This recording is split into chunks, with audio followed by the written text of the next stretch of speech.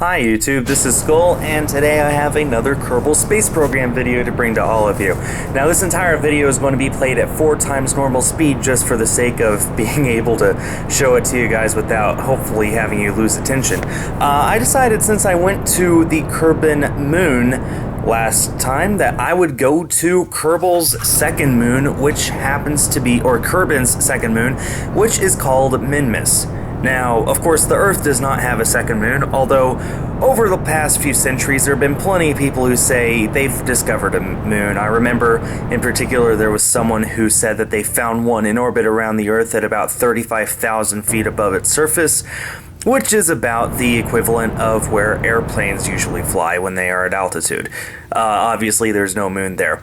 Now, there are quite a few objects that every now and then become second moons of Earth, but they're never permanent moons. The only permanent natural satellite of the Earth is our moon. And here, I'm just doing a standard going to an orbit procedure, and boom, as you can see, that was beautiful. Getting rid of those extra boosters and the fairings that are protecting that small lander rocket that I will be landing on the surface of Minmus. Minmus is nothing at all like anything that we have in the Earth system in real life. We have the Earth and the Moon, and that's it. The Moon basically orbits Earth along the equator, and it's a set distance from Earth. It varies a little bit in its orbit. That's why we have things like supermoons, and that's why eclipses don't happen every single month. But for the most part, you can pretty much predict where it's going to be, and as you can see there, I'm having a lot of problems with wibble wobbles with this thing, but it does the job.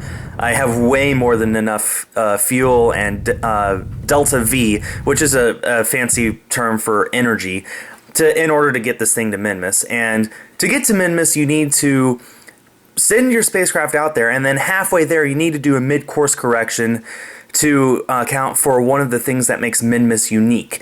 It has an inclined orbit, which means it does not orbit along the equator. It passes over Kerbin's equator, but it does not usually, float over it. What it does is, it would be the equivalent of maybe going up and down and up and down and up and down.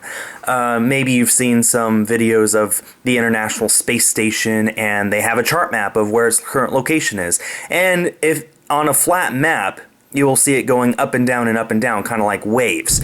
That's because it is on an inclined orbit to the Earth, much like Minmus is to Kerbin. Not nearly as inclined, but you get the picture. Anyway, so I've made it to Minmus, and now I'm just going to avoid the Kessler syndrome by dropping my tank here to make sure that it collides with the surface of the moon, and just float down to its surface. And another thing that makes Minmus unique is that it is not tidally locked to Kerbin.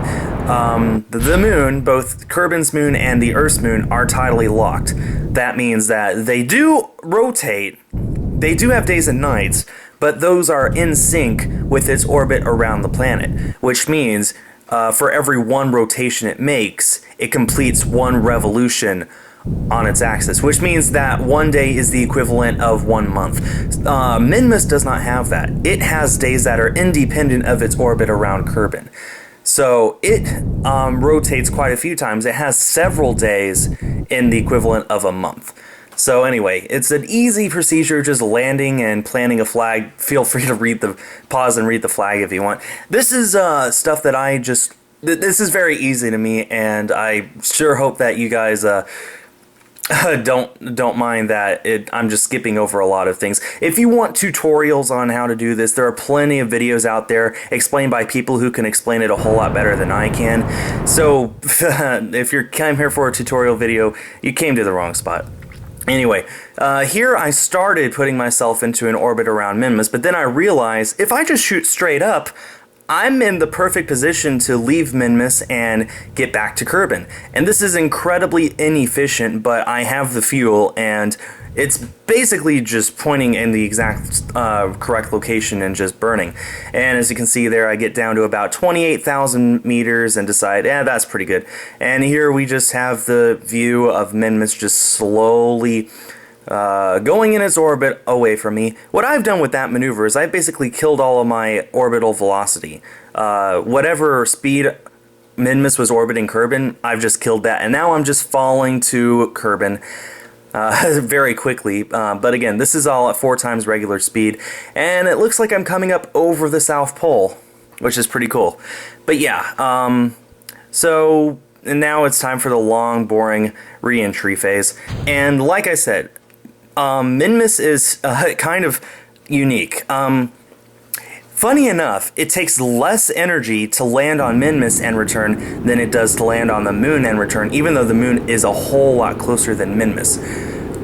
But that's because Minmus is a lot smaller. Even taking into account the energy that is needed to make the orbital change halfway there and all that sort of stuff, it's still easier to go to Minmus first. And there's a lot of people who recommend you do go to Minmus first if you're a beginner.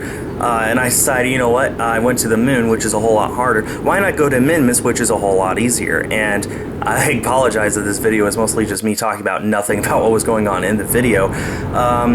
Let's see. So here I realized I had basically not used any of my fuel in this tank, so why not try and hit that little island there? But alas, my little engine was just not powerful enough to do that. So I decided, may as well detach then and get ready for landing. But as I detached, I realized I left that engine on. So it's stuck there, pushing against me until it runs out of fuel, and even after it's gone, I can't reorient myself because I'm out of electrical power. I put absolutely 0 batteries on this thing. Oh well, 0 batteries, 0 RCS units, that's part of the reason why it's so easy to go to Minmus, is you don't need any of that. You just need good hard fuel and a parachute after you come back to Kerbal. And now just beginning the long drop down.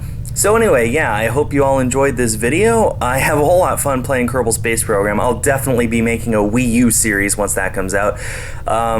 If you like watching these videos, please let me know in the comments. And I also want to know, what do you guys want for me to do next? There's a whole lot of stuff in this game to do.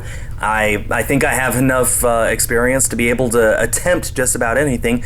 Please let me know what you want me to do. Thanks everyone for watching. Stay tuned for more.